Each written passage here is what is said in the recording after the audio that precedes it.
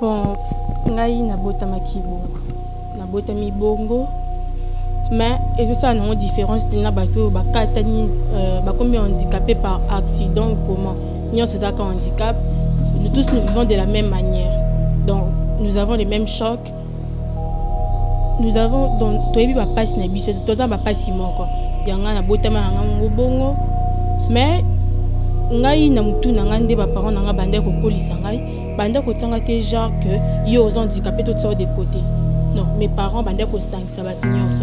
Ande ko na bino yete mtalinga ka bota mabongo. Oye koma ki za vantanzami. Bon, yanga ko destiny nanga eza ngo donza ba tsakati nanga mais na kende pe su koye ko lango. Parce que nande ko destiny nanga mais bien vraiment te. Eza ka so na destiny so madame aye aulu comme toi destiny na tableau no po ba dessine na leki na tableau na sel ba dessin madame azana ngo posa. Eza le ka bon. Et puis on a comme la deuxième secondaire, on a ici, il fallait na pour na option ko sala. Et puis nando mo le ko sala te bad boy sankra il faut que d'académie bad boy sankra depuis calme. Et puis on a moni que non que troisième ici maman non ngai fona ça ka art na fanzi bongo pendant 5 ans je pense. On a vu depuis 12 ans, si tant sous 18 on a habité ce temps et ça est combien mais suni wana ya batu komi yo kapi poani kanga na zala boye baninga de maboko on laisse au bimi banda mutuma offensé aux zongi au leli comment connaît nzambe pourquoi ka ngai na famille na basé toi na bane belé na famille na de donc famille bimba personne va handicap bezangai côté maman to makamama to mona te côté papa ku bakamwaka moi no bobota ki bwende moi na biote moi comment ça moi babongo bonga mais moi ça la passe malgré que je couvrais ça batebe baebe que non fiwana azo fini que lo meto yebi déjà le raison kati bayebi na bango mais ngasi ko te bayebi tenga tinga ndo bomba mama lo ba alela batunyoso ba papa yozaki boyete okomi boyendenge ni nzambe mutalinga encore déjà ko tekinga déjà tout ezali déjà ce que na mutu ata bo lobby na ngai non yo ki na mutu te osola mama ba site ce total mama ba site c'est 001. Donc tous en number 1 mukonja bas ya ba 001 blague télé loi sur le biso marambiade Victoria télévision Victoria TV et yana ba mon pepa siga yana mama na ndenge na donc total la Victoria TV na ndenga ilusa na ndenga makambo potozo ba news alelo a el biso Victoria TV donc aluta continua Victoria certa amen tous ensemble quoi total la Victoria TV ya bino sida bile la confirmer nana roboya donc biso tout s'abonner massivement na ndenga idéologie ba européen botondana po bolanda ba faire ya mboka ya par-ci par-là donc number 1 na bank tous ensemble sida bile la ndenga ilusa Victoria certa. Amen. Merci de l'attention accordée, très chers téléspectateurs. Bonjour, bonsoir. Ça dépend de l'heure à laquelle vous allez nous suivre. Nous, c'est Congo Victoria, à travers votre émission Micro Libre. Avec moi, Jemima Ibé, les gros bébés de la presse congolaise. Appelez-moi la femme du patron. Voilà, je suis là pour le compte de votre émission socio-culturelle Micro Libre. D'abord, je veux remercier l'équipe technique eux qui accompagnent. Là je vois derrière la caméra l'œil de le caméraman moi la moqué mais les béliers à caméra kolamba lambango ko ça vraiment bien et aussi merci à Darcel Easy na montage et salutations à notre boss à mon boss JB Koumaluta le vrai pétrolier de Dallas depuis Dallas Mukulu donc papa Malam le boss charismatique et aussi merci beaucoup pour renouveler toujours confiance nabino boza ko s'abonner du jour au jour merci pour la confiance renouvelée merci pour l'attention na ba commentaire na ba message na ba appel todo c'est pour bo tap souvent cas surtout ça les moins erreur bo ça soit conseil pour que tu me capé quoi améliorer donc so bolinganga tenga na ça la effort beaucoup mo lingangai citation aussi à Patrick Tomosi Agassi là depuis Londres félicitations à toi hein, distinction ça s'est fait joyeux anniversaire à Yad Avin Toulouse de Bruxelles.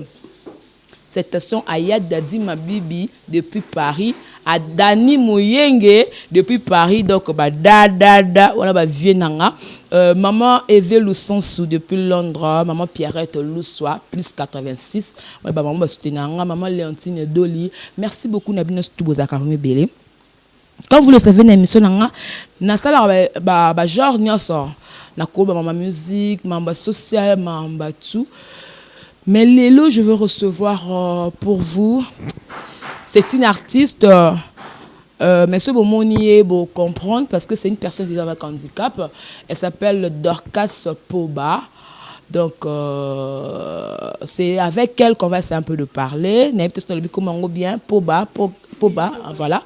Dorcas Poba, naïne te comme capé kosola. Akobeta histoire moi mouké. Est-ce que elle est née comme ça ou alors est-ce un accident ou alors est-ce vraiment monsieur moko très choquant, restez branché parce qu'il y a à boire et à manger. Donc, vous bougez, vous zapez, trop sur les belé, qui bat tout, bazala la moté, ma kosunga, ya koede, bazala bolingo, ya kosa, la batu, ya koede, batu, même na musika, beaucoup hésité, tout un beaucoup mona. Et tous les sur ce plateau, tout me capé ko solo la naie, ma kame belé, Dorcas, bonjour. Bonjour. Bonne santé. Très bien, tanti Jemima. Voilà, nous payons caméra, ça la bien. Donc, Batou, Bamono, le na émission nanga. Ce qu'on explique, bango, Dorcas azali né na combien de personnes dans la famille? Est-ce que papa zana bon moi, maman zana bon moi? Pour me camper comprendre pour la petite histoire. Bon, Dorcas Poba est née d'une famille de 7 enfants, dont je suis la 4e. Donc, je suis la seule personne avec handicap dans ma famille. Dans ma famille, il y a 4 filles et puis 3 garçons. Je vis dans une famille, mes parents sont séparés, je vis avec ma maman. Donc, c'est un peu là que j'essaie de me battre pour m'en sortir. Voilà, donc cette émission, ça sera un peu bilingue. C'est un peu que Batunsus au Bazan à Liban, il y a Mboka, mais un peu comprendre, moi bien. Tant que le but, aux la seule, il y a la personne qui vit avec handicap. C'était arrivé comment? Au Botama Kibongo ou alors accident quand il y a moto, soit un infection, mais c'est un taliboko, c'était comment en fait? Bon, ngai na Botama Kibongo. Na Botami Bongo. Mais et tout ça non différence na bato bakatani bakomi handicapés par accident ou comment. Nous c'est ça qu'un handicap. Nous tous nous vivons de la même manière. Donc nous avons les mêmes chocs. Nous avons donc toyebi ba passe na biso toza ba passe moko. Ata yo handicap ne za likolo, ya nga za liboko, mutu za mental. Mais biso no toza na ba passe moko. Ya nga na Botama nga ngobongo. Mais ngai na mutu na nga nde ba parents na nga bande ko kolisa ngai. Bande ko tsanga te genre que yo aux handicapés tout sort de côté. Non, mes parents bande ko sangisa bat nyonso. Ande ko na bino, yete mtalinga ka Botama bongo, oye koma ki za volonté nzambe. So mtalinga tsanga mpandi non, ba sangisa ngaka. Ba kete baluki te ba tsona école oyo handicapé non, ba ko tsanga école oyo ya batu nyonso. Po ba yebi que non, un jour à cause de la moto bon soki o ba o baza bien apte ba sungi biso te tom susu. Et arrivé que Dorcas mtasungi biso na vie. Bon, comme je l'ai dit, vivre avec le handicap, c'est déjà compliqué, c'est difficile. Difficile, tant que difficile, bah difficulté ni beaucoup de temps parce que des fois dans la société, on se sous-estime rabino, moi complexe. Maintenant, comment tu arrives, tu te sors, il y a qu'au vendre vraiment la personne vivant avec handicap, maintenant bateau. Au vendre dans la bande, ça sort comment? Bon, tant qu'on a beau terminer avec mes parents dans bando sangisangai. Complexe soit temps zéro amké que non natam tout na ma casque na handicapé eza quitté mais et au coma ton na coli na comme na ba 12 ans et puis na comprend que na zo kola na zo comme jeune fille et puis il y a des garçons ba comme au sanga ba cours et tout je me suis dit ah na comme ma jeune fille et puis les regards des autres ba comme ko fixé vers moi et ça là que na changé façon d'être na ngai na koma ki so na qui classe. Ouais, c'est vraiment un temps à bosanga. Ni son qui est classe c'est comique. Son na bima boy, na bima na tricot. Na ke na fini ki. Na e bande ka mukie. Et puis na mone comme vraiment sérieux comme son na bima ta, so tricot et écharpe. Voilà zo ka soni. Oui, na comment ka soni parce que à chaque fois ndo tambola, na belo bat bande otala te. Mais mutne so all ngatala. Otala liboko na nga tozo sepela na ngai, tozo tala nga ndenga mabete. Mais il y a d'autres personnes qui ont été mais musu teza azotala oka pour attendre ça omte ma pasi. Donc na nyonso wana na sangisa ibatu na komeka ko finika. Donc na fandi bongo pendant 5 ans je pense.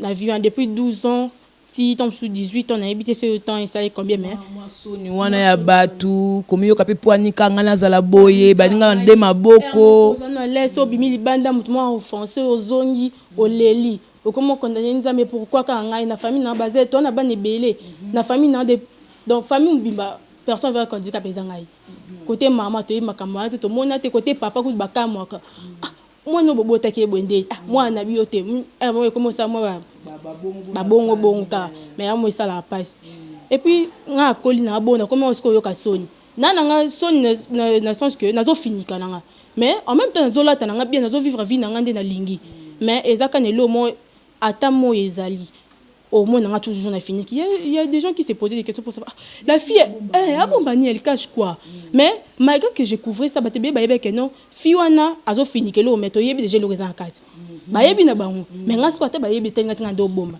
maman lo ba alela batinyo so ba papa yozaki boyete comme iboye ndenge ni nzambe mutalinga encore déjà côté kinga déjà mutu ezali déjà ce que na mutu ata bo lobby na ngai non yo ki na mutu te.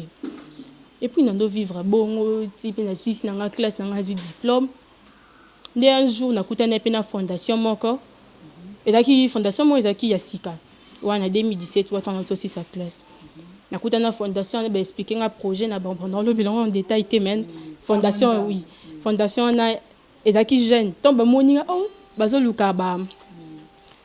personnes vivant avec handicap pour la et le moko boy o ezalate na ki ONG mo boy non o ezaki vraiment ONGT balinga ki ba former bango na mannequinat donc ba personne vivant avec handicap surtout côté wana ba tebe ba négligeable biso parce que ba bango ba côté biso na mode côté ya beauté depuis que ba personne vivant avec handicap baza ba musique baza football baza nini mais côté ya beauté mode ba publicité ba clip bazala raté so fondation na elingaki elongola complexe wana est formé biso parce que so mutami lingi on encourage yemo ka que des places tel à sa clip à que casting o ebi que ba limite ezali mais yemo ka na franchir ba limite wana ezali bongo ba ye ba moninga sko ba moninga menandeka ko fini ka e mo boto sko fiango o bozwi biso do luka ba personne vivant handicap o baza déjà décomplexé aza kitoko mais aza sko complexé mutayamba ki ngabite malembe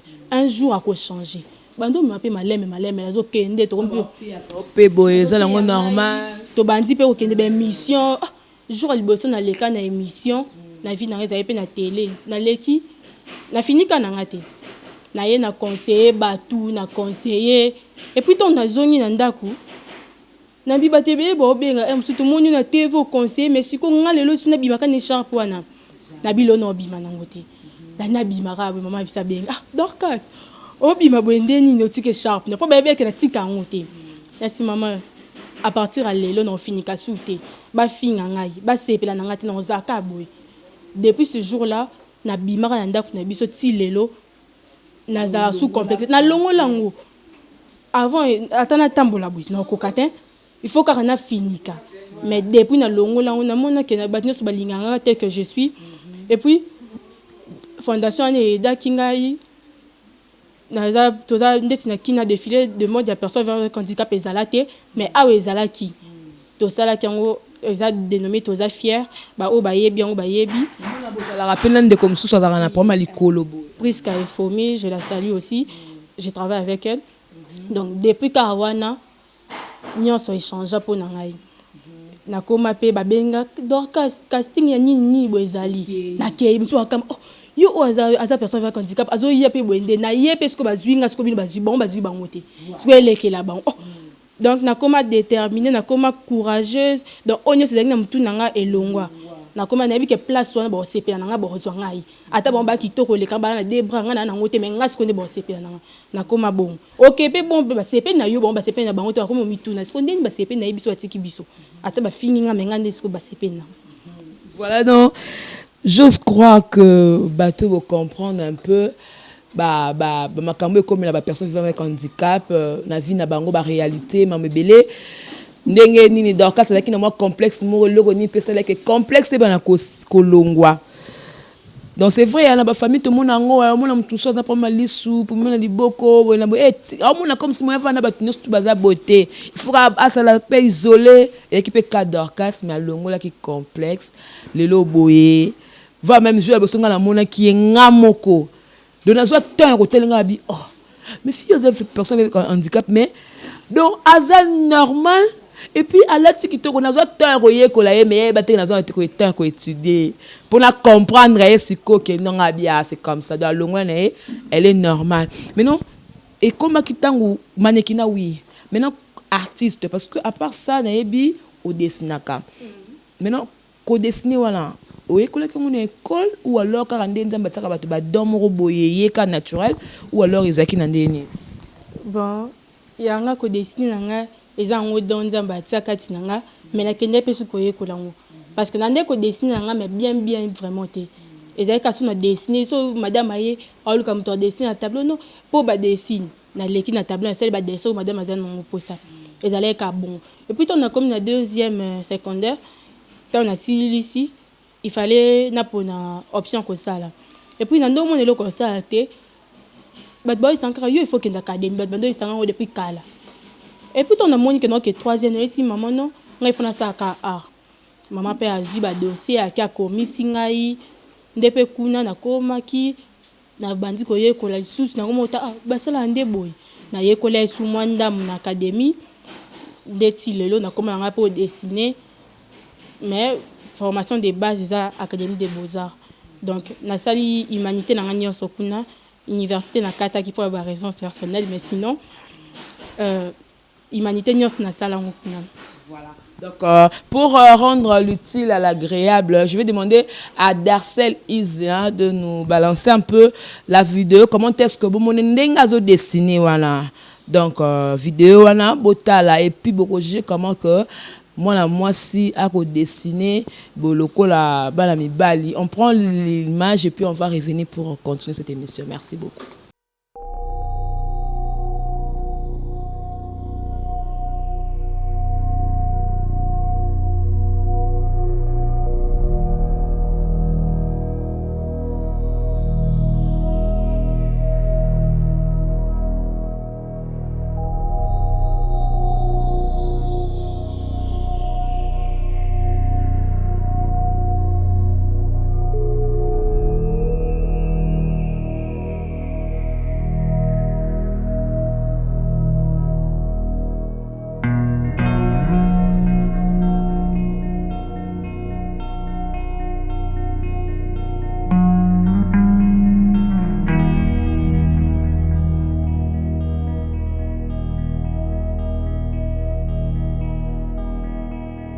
Voilà, donc là, vous venez de voir la vidéo. Il y a Dorcas Poba, Ndenge Azo dessiné.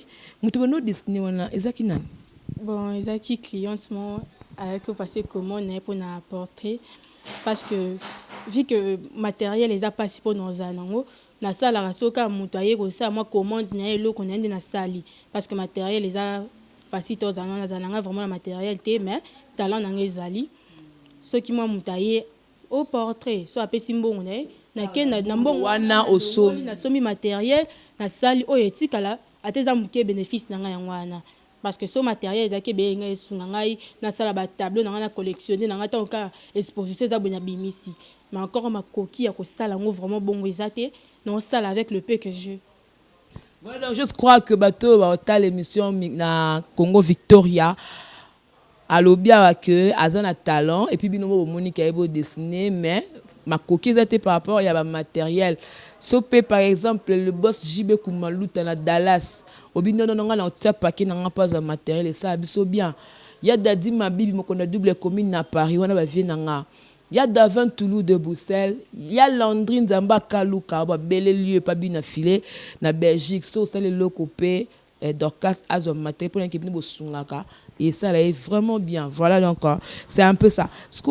moi question de curiosité Dorcas pe na moi nzela pe boye chéri pe oda pe na moi proposant moi chéri ouais ma proposition ya non chaque jour hein et ça chaque jour hernion sommet pour le moment je suis seule mais ma proposition est ça nango na ligne on a se concentrer na vie nanga c'est ça le plus important na ligne tena qui place mon vie nanga ebe bambala encore parce que connaissant les garçons surtout avec ma petite histoire à l'époque il y a eu des garçons qui ont voulu profiter de moi donc du coup na comme méfiante so na moni pour na linga mutu faut na étudier bien na yeba mutu non na intérêt ni nem so kapasa sakana ngatsika bele bayana ba intérêt na bango chance que nazaki mayele na bike oya ye na intérêt et on essaie que na comme forte somme ta ye no yeba distinguer oya za mutu intérêt oya za mutu intérêt te donc na comme na ngota table mais je suis pas trop dans ça na trop non na moi musa na lukana ma vie na ce qu'un jour est arrivé moi aussi parce que attaque ça la nyonso mais étant donné que vous avez un peu la complexité on a mon akutu batu bana makolote bana ba vélo mais baza marié bazo bota bana mais yo tu as tes deux pieds au tambola tu as tout so libala payer bo pour émission internet temps no talaka au camera bo mutu mwa za so na mboka nya bimi et gros bébé ngaka Dorcas ouais ils arrivent à toutes les filles même personne avec handicap nyo ça arrive à kabala parce que ngapi na arrive na bala na mitu na so na bala oui baba ça oui au bala na bi que na bala na mais ça question se pose na ngaka ouais wani obanga nini obanga melisa mwana obanga mema mwana te parce que déjà na liboko nous na mona me rappelle moko loko tsak otaka peka na liboko c'est qui ils ont la force moko na bi que na bala mais il y a des fois ce qui me dérange et que je me pose des questions on me dit que la no bala ta na liboko ce qu'on a liboko là ta ano ezate bon d'autres ba singa mariage ezaka anoté oui bon eza question se pose na ngaka na bi que na bala na ngai parce que mariage ezaka ngaka anoté si arrivé na bala ça sera une bonne chose. Ouh. Donc, donnant mon la zangi wa kamboloba. Comprenez-moi, dans la zangi kamboloba. Donc, c'est pour dans question na ende ming yango wana. Au bala na siko anon la tana liboko nini. Musko calcul nzambe place nini pesi pena devoir qui attends à gauche pe au moins pe mobala latine à droite mais yo latine pe kala loboko wana mobala latine na gauche mais yo latine à droite pose loboko nde muteza bongo donc na kano siko eza ba kamoko exceptionnel est-ce que nzempe ko sa le bongo ba mo pena que le muteli boso na mariage alata alliance na droite et cause a pe yo prompté oui et cause nango hein bon so pe to lati ngote a pe problème te bolingeza kana mutema te aseka ba ta alliance te dans ba église musu ba ta mo alliance te parce que bolingo eza ano wana te bolingo eza mingi ya motema mariage eza biso mibale eza ba ano te voilà donc osambela l'église ni voilà nasambelaka na buisson ardent na Kitambo chez pasteur Francis Mamba so na pasteur na bino même so kutani bo sola ayebisa connaître ni de la part de Dieu pour na yo bon mon pasteur pas seulement lui mais tous les gens qui viennent dans notre église bah toujours c'est quelque chose message monzambe ayebisaka bango pona ngai et puis quand il m'appelle il me dit toujours tu vois les gens me disent que tu seras une grande personne donc kanga manaye oza mutu munene ba tinyo sabi ba te bele ba yaka na bureau na ba yebisanga bongo et puis ngapi na yebisa bango pasteur pa bina zongi sa bango oui aza mutu munene pona ba niveau o nga déjà parce que aya déjà défilé na biso à mon niveau ni nazalaki abi esika na mona na défilé na ye donc ya onde sala ke na baza déjà mutu munene bato ya kutana bango ya onde lobake na lobaka za mutu munene donc alobana kanga na nzambe parce que o nzambe azo préparer pour na vie na ngai et comme ça bato ka voilà donc c'est pesant parce que Dorcas Poba aza jeune mais en elle nazomo la foi espérance qu'on croit que lobi nanga est la meilleure pour déjà naza meilleur. Parce que s'il faut dire ngana yebiye na talaka na batu musu bazaka na talanga bi non yekutu na ye bien batu kubala maboko mi balé non babwaka banta na ba foule donc ye pena donc bien voilà donc pour mon portrait ça la ka je vais encore demander à Darcel otila bisoka ba portrait ndenge nini na telemi ndenge nini mais ba biloko ne ba œuvre na ye azo salango peut-être même si nous avons appelé na pote on a besoin de moi portrait mon robot même si nga bala atana Kinshasa on a besoin bala tout ça mais on a besoin moi portrait mon robot akoya na ye pas Dorcas on a suka on peut sa numéro na ye beaucoup benga ye beaucoup solo là boye bandeni bossa on prend d'abord image jointe et puis on va revenir cette fois-ci pour tout bête sous ma solo voilà merci beaucoup.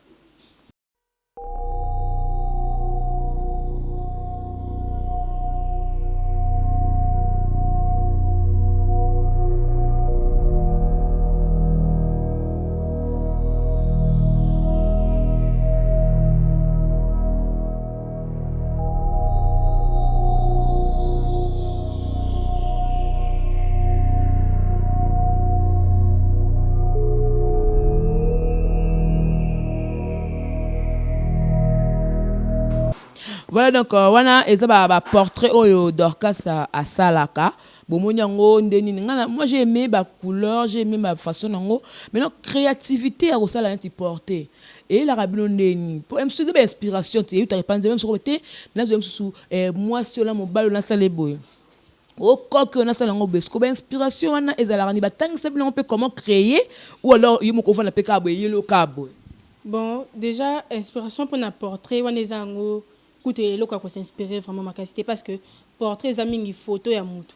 Eza reproduction et le kozo tala wana eza ngute lo ma gravité mais o eza grave eza ba table na miso to sala ka o monika moi dessin moi to sali boy wana bimika forme kuna nde siko nde artiste a s'inspire kama kasi kuna wana singa kamutaza na technique na ye moko marche ne moko suivre technique na ye eza kuna singa makambe belé nde tinga linga mingo sa moi ba réalisme lo mo eza un peu réel musuza linga sa ne abstraction musuza linga sa ne boye ba fresque tozoloba na bato mosusu baotala yango na tv eleka bango kala kwa énergie o banini bani expliquer bango soki nini eza nini oyo eza nini bon wana eza ngoka batechnique bon wana biloko bon baexplike yango mingi na batableau neti so tableau l'équipe na koyebi soki non omoni tableau oyo eza impressionnisme oyo eza boye mais ceque oyo yanga mingi na eza yango style molingana eza trop réel wana place eza mpasi eza siko wana koluka style wana omifandisa na style moko mais portrait eza yango eloko te ils ont des techniques, même dans les dessins,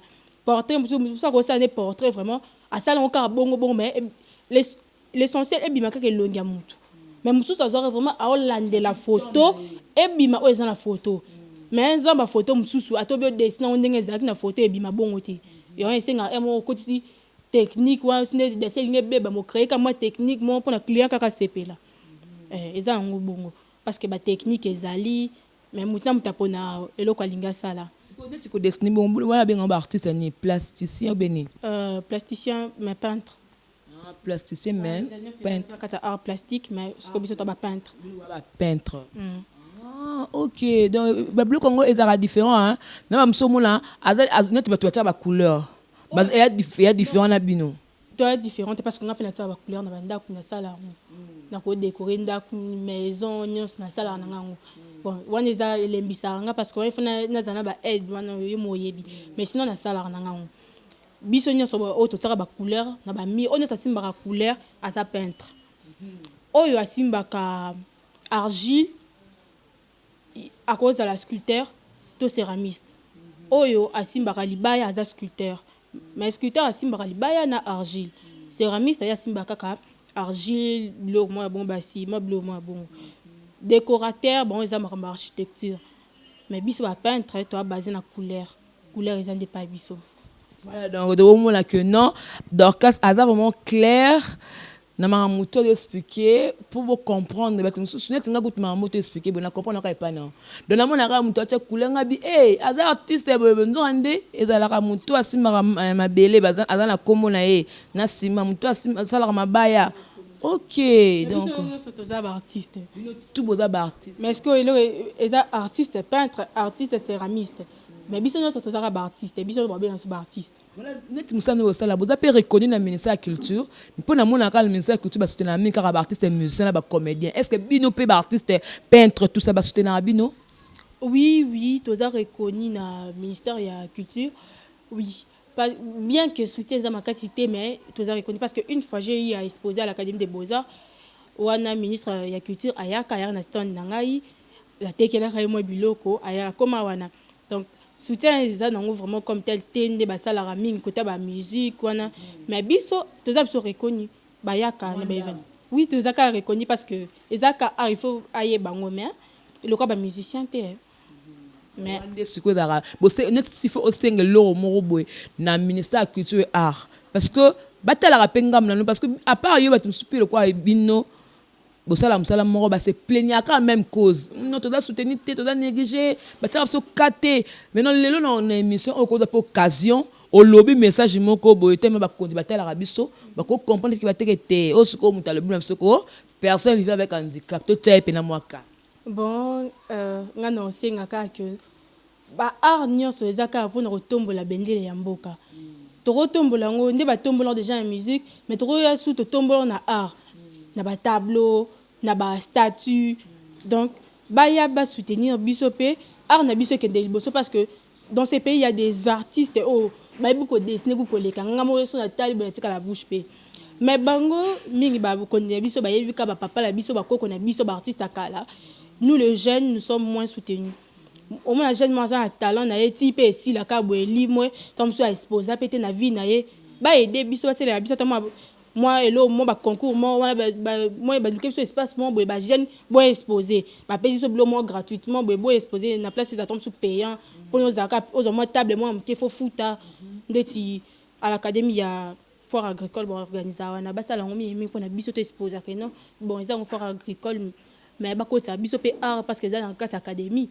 to attend to exposer au besoin moi quelques jeunes ba exposer ba table moi ça tant bon il y a ba table ba biloko parce que c'est agricole mais un mot ba e beaux-arts mais beauté nango ezani ni ba œuvre d'art faut ba kenami ba côté ba tableau donc ba aider biso ba jeune parce que ba jeune est basé belé musu so mona tikine ka art ba tangine makasi mais na suka azwe le côté a dessiner ne bien mais na suka pona teka ne ka tableau ngote donc ba aider biso ba soutenir biso na académie ba artiste bien basé belé baza fort ba garçon comme ba fille baza ko se battre ba bima ba sa pe ba commander ba papa ba sala ba papa liyo ba sa ki lelo bazo kende biso nde toza venir à lobby so biso to sali ba kombo ba ah to sa pe na artiste mon sculpteur azoki moi relève moi autant mettre le kufa que moi parce que il faut biso nde ba jeune il faut to ba place wana donc il faut ba soutenir biso nde ba soutenir ba papa na biso ba koko na biso.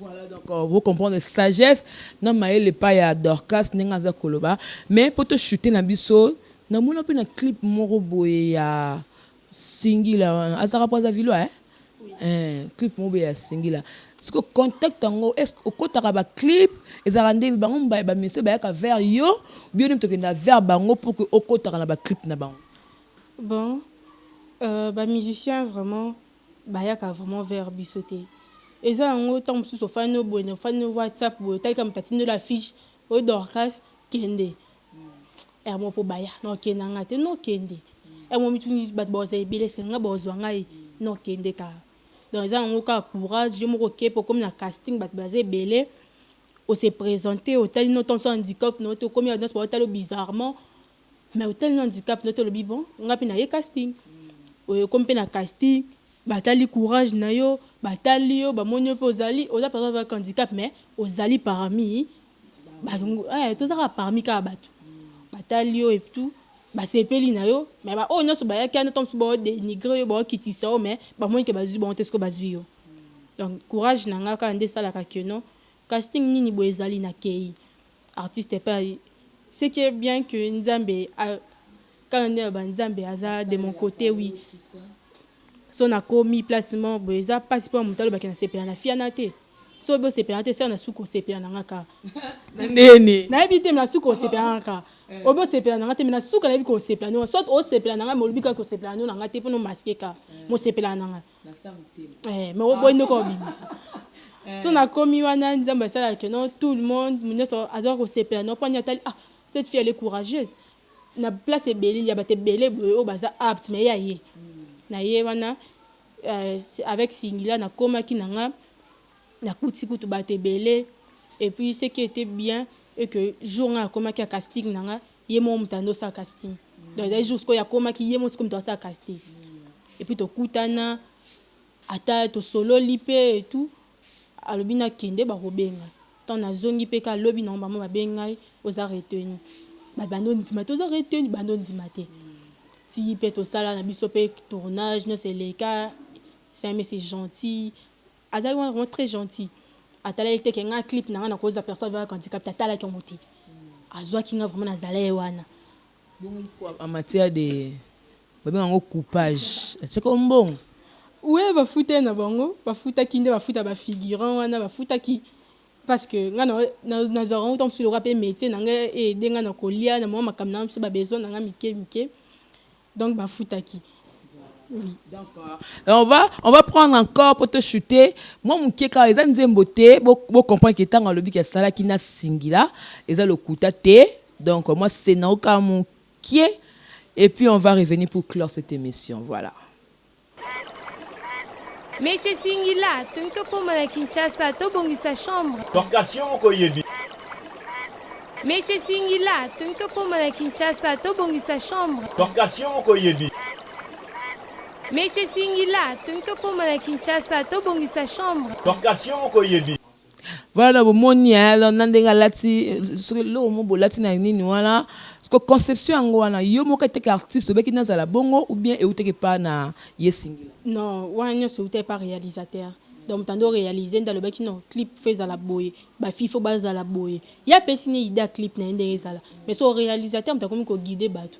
Non, body paint il faut à la boye, faut battre moi noir boye parce que bah teni faut battre boye quand en Afrique, en Congo, faut à la ka bon parce que ça la mène à kin. Donc bango mo ba pesa ki ba idée na bango. Biso to za kana ka prendre to ko kisango ba décorer, non c'est ça les bango.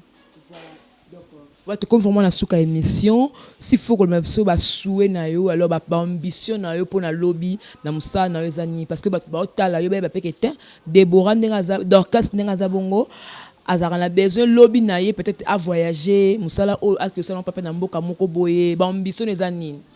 Bon, on a déjà ambition na ngezebele.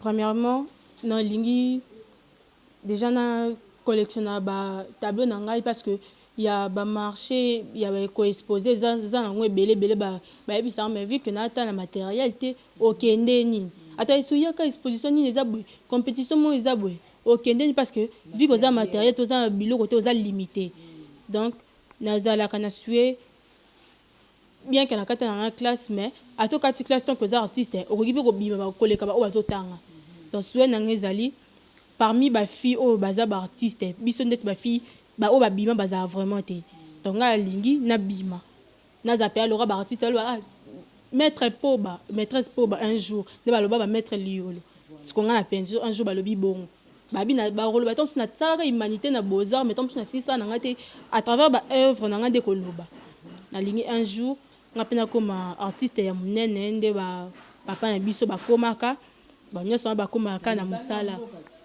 ata awa ata libanda nyonso oyo otombola bendela mboka et puis oyo ko matisa ngai donc partout ataka na kina ata na zana nga kaka soka ba travail na déjà matisa un jour donc pe ba pays msu exposer ba place msu déjà eza yango et puis na monde ya mannequinat wana kuteza elo moko ba ambition nga ba objectif na nga nyonso déjà nyonso te mais ebele za déjà atteint naza complexité.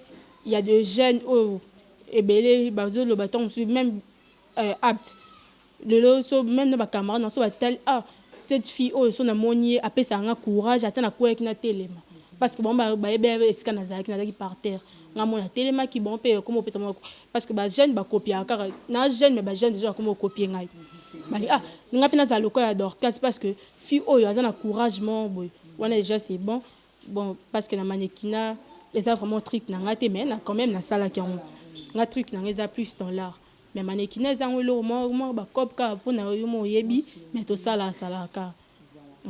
Voilà, merci beaucoup Dorcas. Je crois que vous êtes belé pas Dorcas Poba ba te belé non le bango vraiment na suka ce que pour ba te ba contacter yo. Vous pouvez sa numéro et puis se poser na batum sous awate libana mboka ou atama 2 personnes au yebi ou remercier bango pour parce que tu comme vraiment na suka émission. Bon mon numéro est ali plus 243 82 92 55 370 plus 243 82 92 55 370. Bon, na fait simbote na page champion zible bayoka ya sunganga moi mike et puis na fait simbote ka na onyo sayebinga onyo sa sepela ayebinga te on sepela un jour na koma musika kandi na lobby na fait simbote sombote. Merci. Voilà donc là c'était le dernier mot de Dorcas Poba.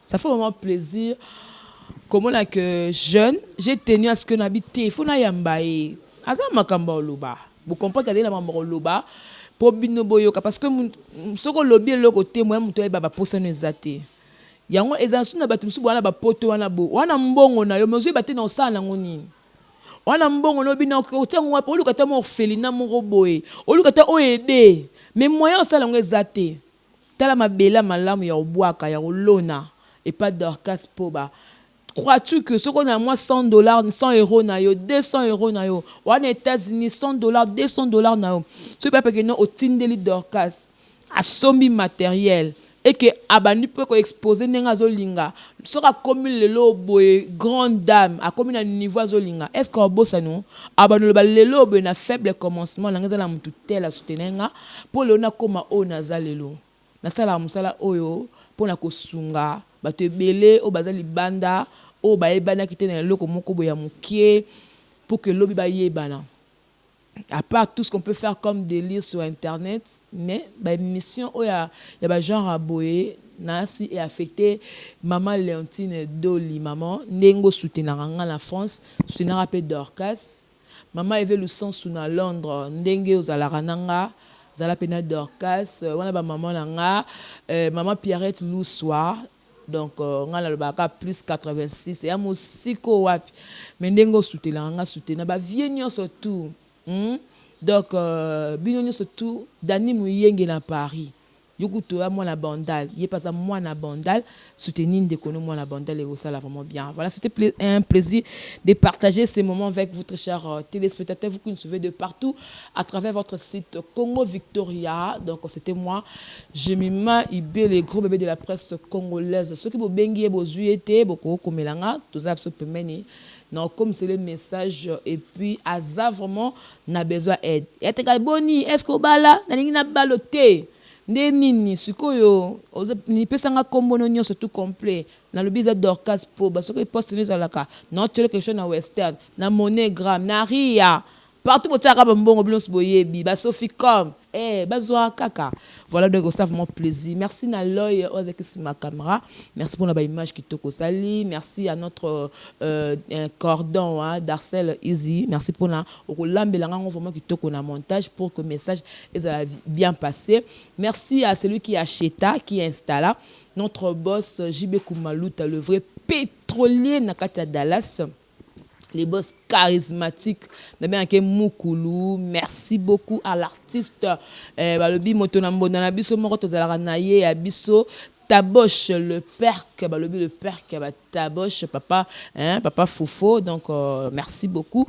Naba soutien minute bolinganga ibo s'abonner massivement à Congo Victoria. Là je vois Georges Louboma depuis Dallas. Merci Nazar Roselaka Kaya Dadi merci pour Bakoli Kalaminte Nazozoa. Merci beaucoup Nabinotou. Restez branchés et que la paix du Seigneur règne dans votre maison et au revoir. À la prochaine. Bye bye. Sur la site, ce total site c'est 001. Donc tous en number 1 Mukonjabas. Il y a 001. Blague télé loi sur le biso Marambéa. Victoria Télévision, Victoria TV et yana ba mon pepa siga yana ba mamna on ndenge na. Donc total la Victoria TV na ndenga ilusa na ndenga makambo. Potozo ba news alelo. A Elbiso Victoria TV. Donc à luta continue. Victoria certa. Amen. Tous ensemble quoi. Total la Victoria TV. Yabino Sida Bilé la confirmé. Nana Roboya. Donc biso tout s'abonner massivement. Na ndenga idéologie ba européen boton nana. Pour bolanda ba faire ya mboka ya par-ci par-là. Donc number 1 na bank tous ensemble. Sida Bilé la ndenga ilusa. Victoria certa. Amen. Tchiki